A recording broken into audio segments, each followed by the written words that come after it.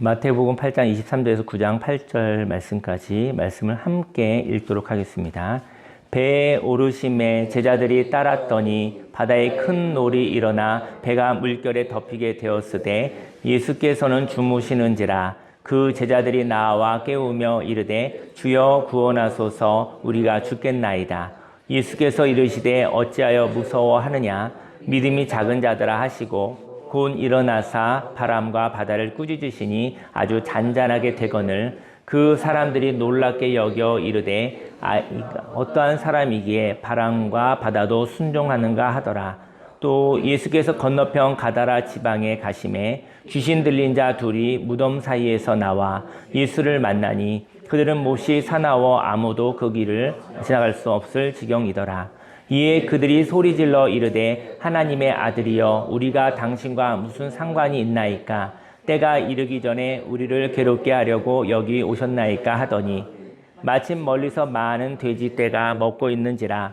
귀신들이 예수께 간구하여 이르되 만일 우리를 쫓아내시려면 돼지떼에 들여 보내주소서 하니 그들에게 가라 하시니 귀신들이 나와서 돼지에게로 들어가는지라. 온 떼가 비탈로 내리달아 바다에 들어가서 물에서 몰사하거늘 치던 자들이 달아나 시내에 들어가 이 모든 일과 귀신 들린 자의 일을 고하니 온 시내가 예수를 만나려고 나가서 보고 그 지방에서 떠나시기를 간구하더라. 예수께서 배에 오르사 건너가 본 동네에 이르시니 침상에 누운 중풍병자를 사람들이 데리고 오거늘 예수께서 그들의 믿음을 보시고 중풍병자에게 이르시되 작은 자야 안심하라, 네 죄 사함을 받았느니라. 어떤 서기관들이 속으로 이르되 이 사람이 신성을 모독하도다. 예수께서 그 생각을 아시고 이르시되 너희가 어찌하여 마음에 악한 생각을 하느냐. 네 죄 사함을 받았느니라 하는 말과 일어나 걸어가라 하는 말 중에 어느 것이 쉽겠느냐. 그러나 인자가 세상에서 죄를 사하는 권능이 있는 줄을 너희로 알게 하려 하노라 하시고 중풍병자에게 말씀하시되 일어나 내 침상을 가지고 집으로 가라 하시니 그가 일어나 집으로 돌아가거늘 무리가 보고 두려워하며 이런 권능을 사람에게 주신 하나님께 영광을 돌리니라. 아멘. 오늘 시간 본문 말씀을 근거로 편리한 선입견을 벗어버리고 불편한 생명으로 행복하게 살아요 라는 제목으로 하나님의 말씀을 증거하도록 하겠습니다.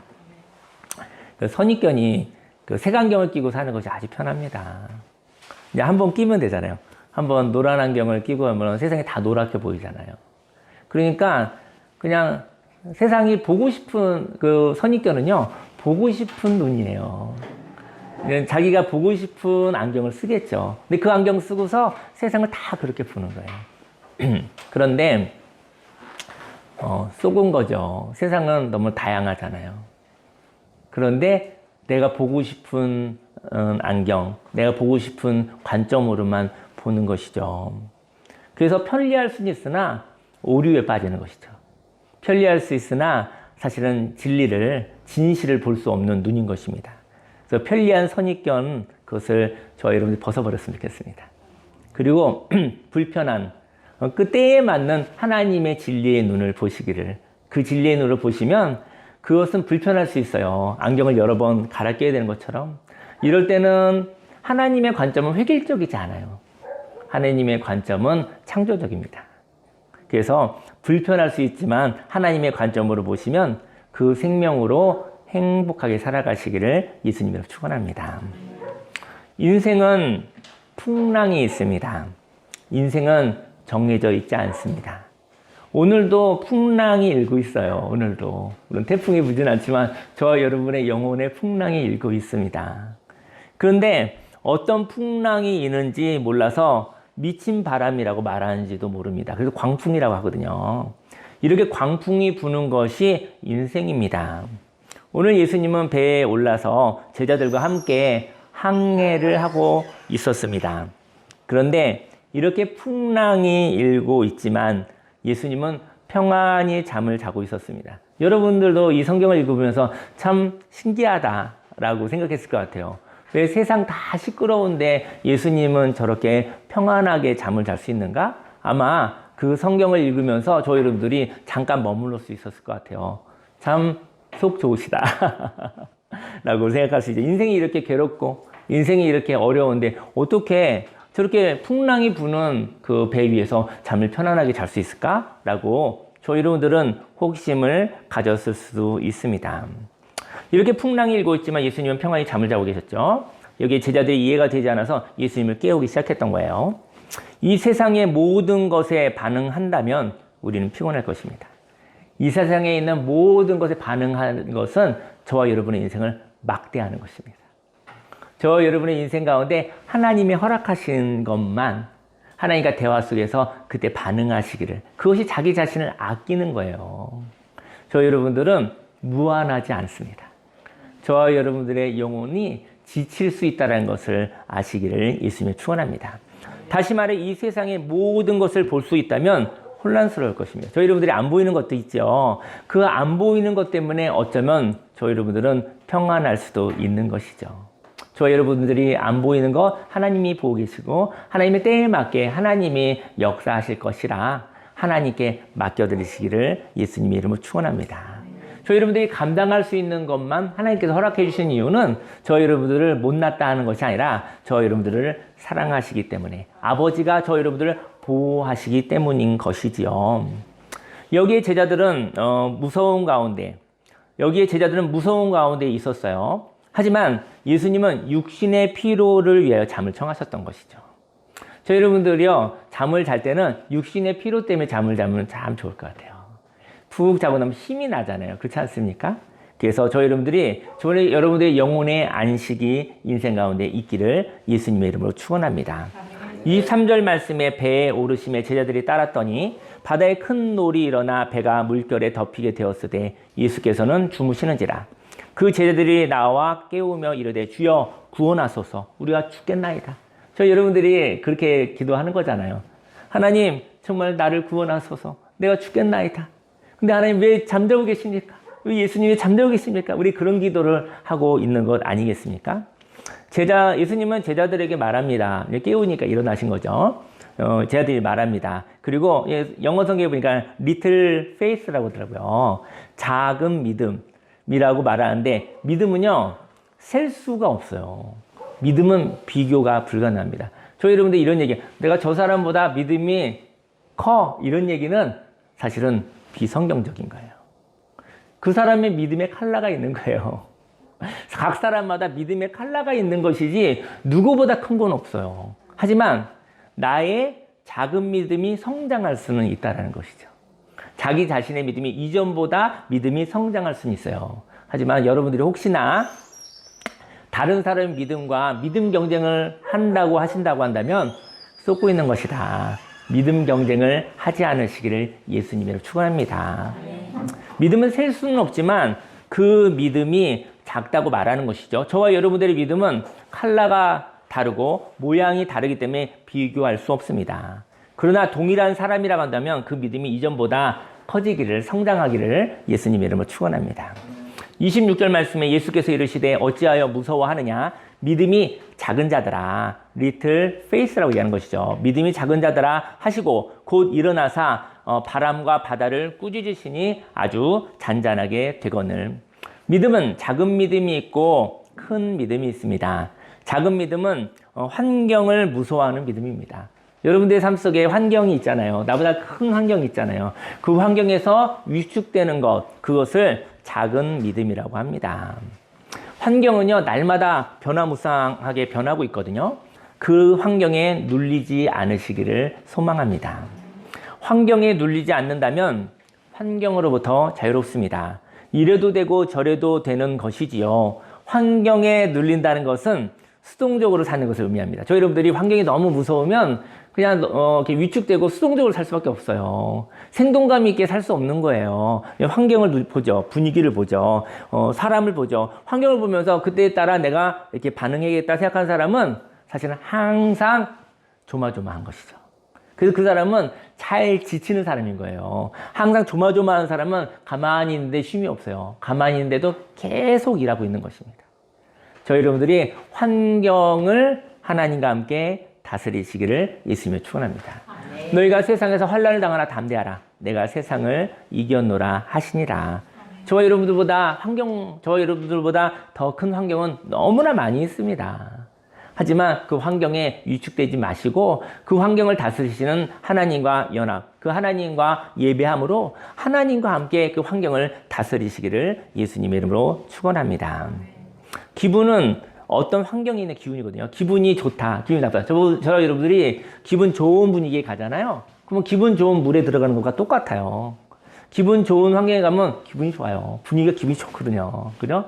기분 나쁜 분위기에 가면 기분이 아주 나쁩니다. 왜냐면 기분이 나쁘거든요.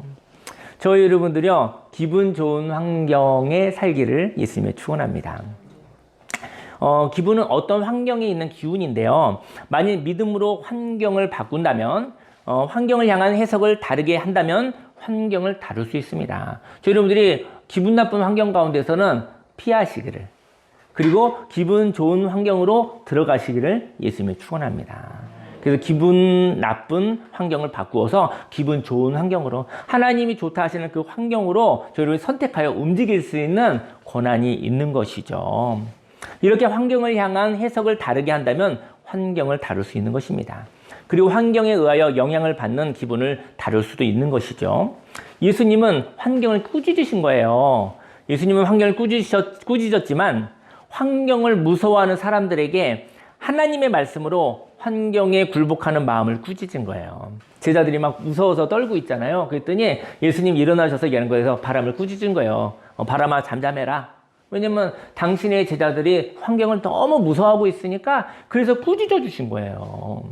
근데 아쉬운 거죠. 믿음이 작은 자들아, 이렇게 요동쳐도 좀 평안하면 좋겠다. 이건 지나갈 바람이거든. 이런 얘기를 하고 싶으셨던 것이죠. 풍랑아, 너는 너의 할 일을 하고 가라. 풍랑아, 너는 아무것도 아니니라. 풍랑아, 바람이 불고 이제는 필요 없으니 그만 불어라. 풍랑아, 나는 이제 이곳을 떠나겠다. 하나님이 이렇게 예수님을 통해서 예수님이 이렇게 풍랑을 다스리시는 것이죠. 만약에 그 풍랑이 제자들을, 사랑하는 제자들을 죽이는 풍랑이었다고 한다면 예수님이 일하셨을 것 같아요. 여러분들, 여러분들과 인생 가운데 바람이 불잖아요. 근데 그 바람에 여러분들이 날마다 죽겠습니다. 날마다 힘듭니다. 뭐 이렇게 살면 인생을 어떻게 재밌게 삽니까? 바람을 타시기를.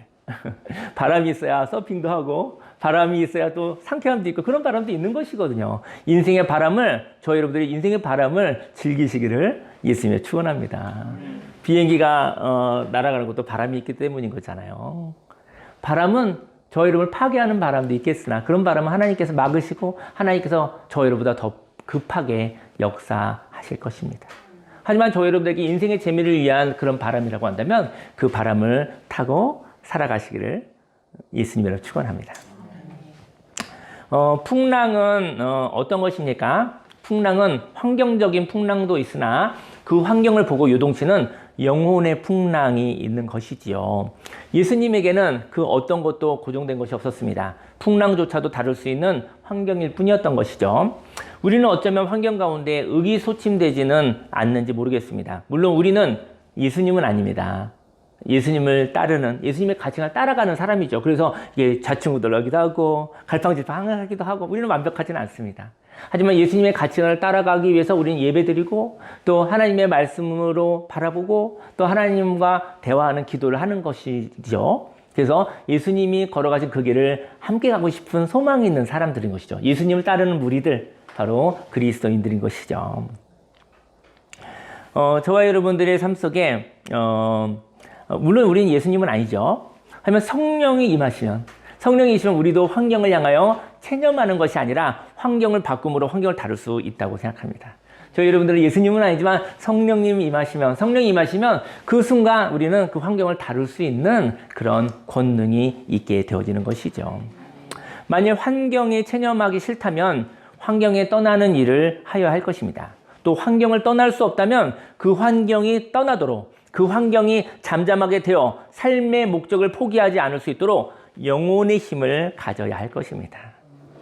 저희 여러분의 인생 가운데 영혼이 잘 되기를 예수님으로 축원합니다. 저희 여러분들에게 하나님이 인생을 살아갈 영혼의 힘이 부족하구나, 함께 이야기하자라고 저희 여러분들을 예배로 부르시는 것이죠. 오늘 예수님은 자유로운 분이셨습니다. 자유롭다는 것은 환경을 초월하신다는 것인데 예수님은 풍랑이 있어도 그 풍랑은 불편함을 줄 뿐이었던 거예요. 예수님의 존재에 아무것도 피해를 줄 수 없는 것이었죠. 그래서 평안히 잠을 잔 것입니다. 하지만 환경보다 작은 제자들에게 풍랑은 두려움을 가져주었기에 풍랑을 향하여 제자들의 생명을 해할 수 없도록 풍랑에게 꾸짖은 것이죠. 풍랑이 꾸짖음을 받았을 때 제자들은 영혼의 풍랑이 가라앉았습니다. 27절 말씀에 그 사람들이 놀랍게 여겨 이르되 이가 어떤 사람이기에 바람과 바다도 순종하는가 하더라. 오늘 성경은 환경 가운데 묶여있는 사람이 등장을 하거든요. 귀신 들린 자 두 사람이 무덤 사이에서 살고 있었어요. 그 무덤 사이에서 사니까 그 마음이 우울하겠습니까? 우울하지 않겠습니까? 무덤에서 어쨌든 마음이 힘들겠죠. 그리고 그 마음에 어두움, 우울함, 괴로움, 두려움 이런 것이 있겠죠. 그런 모습을 통해서 귀신이 들어왔는지도 모르겠어요. 28절 말씀에 또 예수께서 건너편 가다라 지방에 가심에 귀신 들린 자 둘이 무덤 사이에서 나와 예수를 만나니 그들은 몹시 사나워 아무도 그 길을 지나갈 수 없을 지경이더라. 귀신 들린 사람은 무서운 사람들이에요. 근데 귀신 들린 사람은 무서움이 가득한 무서워하는 사람입니다. 그러니까 귀신 들린 사람이 무섭군데 사실은 무서워하는 사람이에요. 그 영혼이 많이 불쌍한 사람들인 것이죠. 안정감이 없는 것이죠. 담대함이 없는 것이죠. 29절에 이에 그들이 소리질러 이르되 하나님의 아들이여 우리가 당신과 무슨 상관이 있나이까 때가 이르기 전에 우리를 괴롭게 하려고 여기 오셨나이까 하더니 귀신은요 남의 집에 살아요. 귀신은 집이 없어요. 이제는 귀신은 막 떠돌아다니는 거예요. 집이 없는 거예요. 안식처가 없는 것이 귀신입니다. 귀신은 남의 집에 살거든요. 그래서 귀신은 항상 불안합니다. 남의 집에서 좋은 것을 먹고 살아가는 도둑과도 같아요. 그런 강도와도 같아요. 근데 그 집을 빼앗기게 된 것이죠. 그 귀신이 어떤 사람의 그 두 사람에게 거의 집을 삶아서 살았던 거예요. 근데 하나님이 예수님이 지나가시니까 벌벌 떠는 것이죠. 자기 집이 아니잖아. 도둑으로 들어와 있는 거잖아. 강도로 들어와 있는데 집주인이 영혼의 주인 되신 우리 하나님, 우리 예수님이 지나가시는데 떨리겠습니까? 안 떨리겠습니까? 무섭겠습니까? 무섭지 않겠습니까? 그런데 그 집을 빼앗기게 된 것이죠. 귀신도 그 집이 자신의 것이 아니요. 그 집에서 나가야 한다는 것을 알고 있습니다. 귀신이 무서워하는 것은, 두려워하는 것은 자기 집이 아니기 때문에 그런 것입니다. 귀신을 무서워하지 않으시길 예수님이 축원합니다. 저희 여러분들은 하나님의 성전입니다.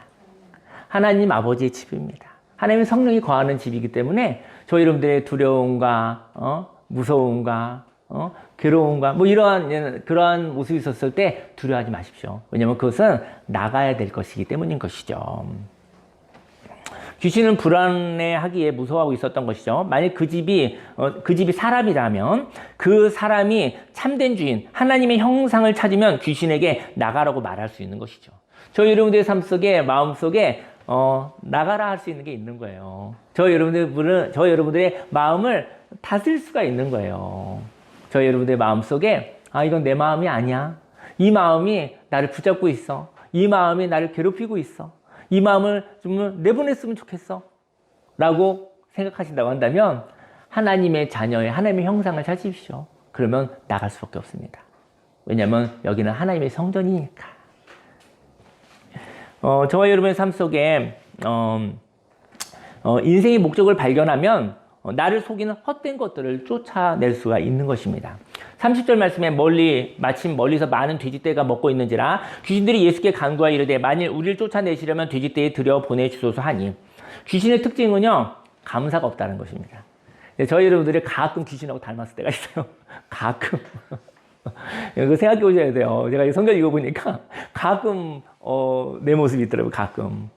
닮았다. 그래서 귀신의 특징은 감사가 없다는 거예요. 당연하다는 것입니다. 인생이 당연해지면 귀신 들린 걸 수도 있어요. 물론 점잖은 귀신이 들렸을 수도 있어요. 교양이 있는 귀신이 들렸을 수도 있어요. 이렇게 투박한 귀신이 안 들려서 그래서 모를 수 있는데 그런 거 오히려 또 이렇게 무당집에 이런 귀신들은 눈에 추하니까 한눈에 아는데 너무 멋있는 귀신이 들어갈 수도 있어요. 여러분의 인생 가운데 당연하다 마음 먹으시면 하나님의 형상을 잃어버린 것일 수 있습니다. 인생은 당연하지 않습니다. 당연한 거 하나도 없습니다. 그래서 귀신의 특징은 감사가 없다는 거예요. 귀신은 무덤사에 있었던 그 사람들 집에서 살았잖아요. 그 사람 영혼에서 살았잖아요. 그러면 이럴 것 같아요. 저 여러분들, 귀신도 나그네인데, 귀신도 떠돌아다니는데, 저와 여러분도 인생의 나그네라고 해요. 그런데, 귀신과 하나님의 사람의 차이를 얘기하고 싶어요. 귀신이 그 사람들의 영혼에서 살았던 거예요. 근데 하나님이, 예수님이 지나가다가, 이제 나가라고 나가야 되잖아요. 그럼 나갈 때 어떻게 하죠? 저희 여러분들이 어느 집에 가서 잘 살았어요. 그럼 나갈 때 어떻게 하고 나가야 되죠? 예, 고맙습니다. 잘 살았습니다. 이러고 나가야죠. 근데 귀신이 그렇게 나가는 법이 없다라는 거예요. 귀신이 자기 집도 아닌 데서 산 거예요. 어떤 영혼에게. 그리고 하나님이 나가라. 네 집이 아니다. 잘 살았습니다. 이곳에 잘 살았습니다. 고맙습니다. 이러고 나가야죠. 근데 귀신은 고마움이 없는 존재예요. 자기 집이 아니고 요새 살았잖아요. 그곳이 자기의 것이 아님에도 불구하고 그곳에서 떠나야 할 때 자기의 소유를 잃어버렸다고 화를 내고 나가는 거예요. 남의 집이 들어서 잘 살다가 나갈 때 내 것을 잃어버린 것처럼 깽판을 치고 나가는 거예요. 그게 귀신의 특성입니다. 근데 가끔 저희 여러분들이 그런 마음이 있다면 닮았다. 가끔 그럴 수 있다. 라고 저는 이야기를 하고 싶습니다. 저와 여러분들도 하나님의 것에서 이동할 때가 있어요. 그때 분노하지 않으시기를 바랍니다. 저는 인생의 마지막 날 화내지 마십시오. 인생의 마지막 날 하나님이 주신 집에서 이 몸에서 살다가 하나님 아버지 집으로 가는데 그때 고맙습니다 하고 나가야죠. 근데 인생의 마지막 날 화내는 경우는 사실은 귀신하고 비슷한 속성을 갖고 있는 거예요. 인생의 마지막 날은 너무나 감사한 날입니다. 인생의 마지막 날은 이제 마지막 날이 된 거예요. 때가 된 거예요. 그때 저희 여러분들은 하나님 아버지 집으로 이사를 가야 될 때, 그때 저와 여러분의 몸에 고맙다고 가는 것이죠. 인생의 마지막 날이 청지기로서 고마움이 있기를 소망합니다. 32절에 그들에게 가라 하시니 귀신들이 나와서 돼지에게로 들어가는지라 온 때가 비탈로 내리다라 바다에 들어가서 물에서 몰사하거늘 치던 자들이 달아나 시내에 들어가 이 모든 일과 귀신 들린 자의 일을 고하니 온 시내가 예수를 만나려고 나가서 보고 그 지방에서 떠나시기를 간구하더라. 예수님이 오신 사건은요, 묶인 자들을 해방시키려고 오신 것입니다. 이러한 해방에는 불편한 일이 있습니다. 불편한 일이란 감사 없는 귀신의 화풀이를 통하여 손해보는 일이 있다는 것이죠. 저희 여러분들이 그래서 좋은 일 이전에 힘든 일이 있는 거예요. 변화가 있기 때문에 불편한 일이 생기는 거예요. 여러분들, 나 살던 대로 살고 싶어. 내 편에서 사는데, 저 여러분들에게 살던 대로 못 살게 하면, 그냥, 트러블이 일어나는 거 아니겠습니까? 근데 그것은 좋은 변화를 위한, 어쩌면, 자연스러운 일일 수 있는 것이죠. 여러분들이 좋은 일이 일어나기 전에, 불편한 일이 생길 때, 기뻐하시기를 예수님의 이름으로 축원합니다. 하지만 이러한 일을 불편할 수는 있어도 두려워하지 않으시기 바랍니다. 저희 여러분들이 이게 좋은 일이 일어나는데 왜 이런 일이 벌어진 거야 하면서 마음이 두려워져가지고 포기하지 않으시기를 예수님을 축원합니다. 그것이 좋은 일이 일어날 징조라는 것이지요. 오늘 불편함으로부터 자유로운 사람이 있습니다. 불편함으로부터 자유롭다는 것은 간절함을 향한 사랑입니다. 간절한 사람은 불편함을 무서워하지 않습니다. 저희 여러분들이 불편한 게 엄청나요. 엄청납니다. 불편함을 무서워하고 있는 거예요. 불편함은 불편하기에. 불편한 것은 불편한 정도였으면 좋겠어요. 불편한 것을 무서워하지 않으시고요. 근데 불편한 것을 다룰 수 있는 사람은 간절함이 있을 때 불편함이 다룰 수 있는 것이죠. 오늘 1절 말씀에 예수께서 배에 오르사 건너가 본 동네에 이르시니 침상에 누운 중풍병자를 사람들이 데리고 오거늘 예수께서 그들의 믿음을 보시고 중풍병자에게 이르시되 작은 자야 안심하라 내 죄사함을 받았느니라. 오늘 성경은 예수님이 여기서 또 작은 자야라고 그랬죠. 아까는 작은 믿음이라고 얘기했는데 이건 작은 자야 그랬어요. 저 여러분들은 작은 자일 수 있어요. 연약할 수 있습니다. 늘 강하지 않을 수 있습니다. 내 안심하라 내 죄사함을 받았느니라. 중풍병자는 건강하게 되기를 바라는 간절한 사람인 것이죠. 저희 여러분들이 모양은 달라도 간절함이 있기를 예수님을 축원합니다. 인생의 간절함이 있기를 어떤 분야에 갈망이 있기를요. 하나님 해방되고 싶어요. 하나님 새롭게 살고 싶어요. 하나님 아버지 멋있게 재미있게 살고 싶어요. 인생을 진정 인생답게 살고 싶어요라는 간절함이 있기를 예수님의 이름으로 축원합니다. 그는 작은 사람이었습니다. 중풍병자는. 왜냐면요, 그는 홀로 아무것도 할 수 없는 사람이었잖아요. 그러니까 작은 자죠. 혼자서는 아무것도 할 수 없는 거예요. 그는 건강하기를 원했지만, 그는 예수님의 말씀을 듣기를 원했지만, 너무나 사람들이 많아서 거기에 들어갈 수가 없는 거예요. 그래서 그것은 예수님을 만날 수가 없었죠. 예수님을 만나고자 하는 갈망이 있어도 예수님을 만날 수 없는 사람이었던 거예요. 중풍병자니까요. 그는 그런 간절함이 있었죠. 인생에서 간절함이 있는 사람은 불편할까 괴로워하지 않습니다. 간절한 사람은 불편함에 시험들지 않습니다. 간절한 사람은 습관에 의하여 묶여 괴로워하기에 그 습관을 깨뜨린 것을 고마워하고 즐거워합니다. 간절한 사람을 향하여 그 사람의 간절함을 이웃들이 알았겠죠. 그 간절한 사람을 향하여 이웃들이 선행을 합니다. 중풍병자의 침상을 사람들이 예수님 주위에 가득하니까 예수님 앞에 가까이 갈 수가 없는 거예요. 그래서 그곳에 지붕을 뜯은 거예요. 그죠? 다른 성경에 보면 지붕을 뜯었다고 얘기하죠. 지붕을 뜯어서 그리고 그 병자 침상에 누인 채로 이렇게 달아내린 거예요. 이렇게 내린 거예요. 이거 참 대단한 일이에요, 사실은. 이거 굉장히 저는 낯설어서 못할 것 같아. 그리고 굉장히 낯설고. 근데 간절한 사람한테는 그건 너무나 좋은 일이죠. 간절한 사람이 그럴 것 같아요. 중병자인 분이 예수님을 만나서 난 고침을 받고 싶다. 난 자유를 얻고 싶다. 그랬는데 그러면 방법이 있는데 말이야. 지붕을 뜯어야 돼. 거기서 내릴 거야. 그랬을 때 그러면 그 간절한 사람이 중병자가 너 어색해요. 너 낯설어요. 나 이거 못해요. 이러겠어요? 그건 간절하지 않은 것이죠. 응? 방법이 너무 안 좋아요. 창피할 것 같아요. 간절하지 않다라는 증거입니다. 간절하면 간절하는 그렇게라도 해주면 너무 고맙죠. 자기는 움직일 수 없는 사람이니까요. 예수님 앞에 자기가 홀로 갈 수 없는 사람이니까요. 그래서 그는 그 낯설은 일이, 그 불편한 일이 그에겐 너무나 고마운 이야기라는 것이죠. 인생 가운데, 저희 여러분 인생 가운데 그 편리한 삶이 있잖아요. 습관. 하지만 그것이 바뀌어질 때가 있습니다. 여러 가지라도 한 가지만 바뀌어져도 인생이 업그레이드 되는 것이죠. 저희 여러분들이 편안한 것은 또 충분히 누리십시오. 하지만 편안함이 저희 여러분의 인생의 올무가 되고 있다면, 영혼의 올무가 있다고 한다면 그것은 불편함과 바꿔야 될 때가 온 것이죠. 간절함을 가진 자에게 그런 놀라운 일이 있었던 것이죠. 그때 예수님이 뭐라고 했냐면 이웃들의 믿음을 보고 하셨다고 그랬어요. 그 간절한 중풍병자의 간절함은 벌써 알고 계셨어요. 근데 그는 믿음이 아니에요. 그는 간절함이 있었던 것이죠. 근데 누군가가 그 간절함을 가지고 지붕을 뜯는 일을 그 믿음을 보고 역사하셨다고 그랬어요. 예수님은 그 선택을 믿음이라고 하셨고 그 믿음에 하나님의 사랑이 함께하였습니다. 이웃들의 불편함은 하나님의 사랑으로 이루어진 일이었습니다. 이제 기도하려고 하는데요. 여기에 예수님의 말씀을 불편해하는 사람들이 있습니다. 저희 여러분들도 불편한 거 많죠? 근데 이 불편함을 어떻게 다룰 것인가? 3절 말씀에 어떤 서기관들이 속으로 이르되 이 사람이 신성을 모독하도다.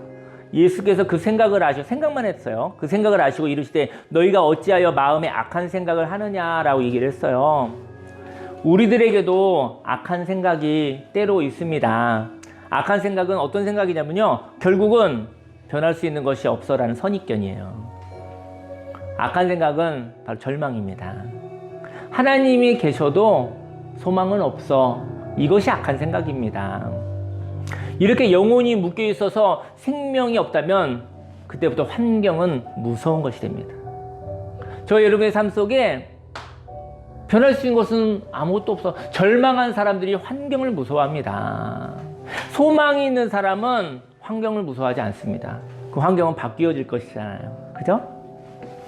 5절에 내 죄사함을 받았느니라 하는 말과 일어나 걸어가라 하는 말 중에 어느 것이 쉽겠느냐. 예수님이 하신 말씀이거든요. 여러분들 내 죄사함을 받았느니라는 말과 저 여러분들에게 일어나 걸어가라. 너의 어떤 문제가 다 해결되었느니라. 이런 말 중에 저희 여러분들은 어떤 것이 쉽겠느냐는 것이죠. 저희 인생의 여러 가지 문제들, 그것이 해결되는 게 더 힘들 것도 같아요. 어떻게 보면. 근데 예수님은 그렇게 얘기하지 않으셨어요. 예수님은 너희 죄가 사해지는 거, 너희 선입견이 없어지는 것이 더 힘든 것이라는 것이죠. 너희 인생의 관점이 바뀌어지고 나면, 인생의 삶의 태도가 바뀌어지고 나면 그 다음에 삶의 변화, 환경의 변화가 일어나는 것인데, 저희 여러분들은 사실은 가치관은 바뀌지 않고 사실은 이렇게 환경만, 어떤 결과만 바뀌고자 하는 그러한 모습이 있지 않습니까? 죄란 인생의 한계를 의미합니다. 죄란 절망입니다. 근데 그 죄가 허물어졌어요. 죄의 벽이 무너졌어요. 만일 사람의 도움으로, 물질의 도움으로 하나님께 나왔다면 그는 하나님을 만나는 것을 사람 의존으로, 물질 의존으로 살아갈 것입니다.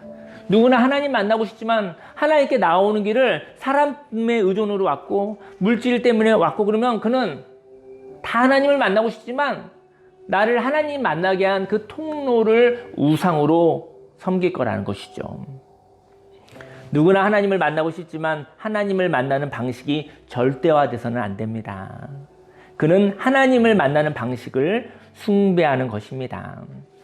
죄사함을 받았다는 것은 모든 선입견이 없어졌다는 것을 의미합니다.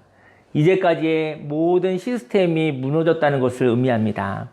시스템은 편리한 것입니다. 하지만 병든 시스템은 생명의 삶을 파괴합니다. 예수님이 먼저 죄사함을 받았다고 말씀하셨습니다. 하지만 우리는 예수님을 이용하여 병든 육체를 치료하려고 하는 것이죠. 6절 말씀에 그러나 인자가 세상에서 죄를 사하는 권능이 있는 줄을 너희로 알게 하려 하노라 하시고 중풍병자에게 말씀하시되 일어나 내 침상을 가지고 집으로 가라 하시니 그가 일어나 집으로 돌아가거늘 무리가 보고 두려워하며 이런 권능을 사람에게 주신 하나님께 영광을 돌리니라. 예수님이 광풍이 불었을 때 평안히 잠을 잘 수 있었던 것은 영혼에 죄가 없었기 때문이었습니다. 예수님이 귀신 들린 자에게 귀신을 쫓아낼 수 있었던 것은 영혼에 평화가 있었기 때문입니다. 예수님이 중풍병자를 고칠 수 있었던 것은 영혼에 하나님의 사랑으로 가득 차 있었기 때문이었습니다. 우리는 때로 환경이 무서울 수 있습니다. 그리고 한 번의 불편함이 큰 괴물이 되어서 계속 이런 불편한 일이, 나의 계획에서 어긋난 일이 반복적으로 끊임없이 생길지 몰라 하는 선입견이 생길지도 모릅니다.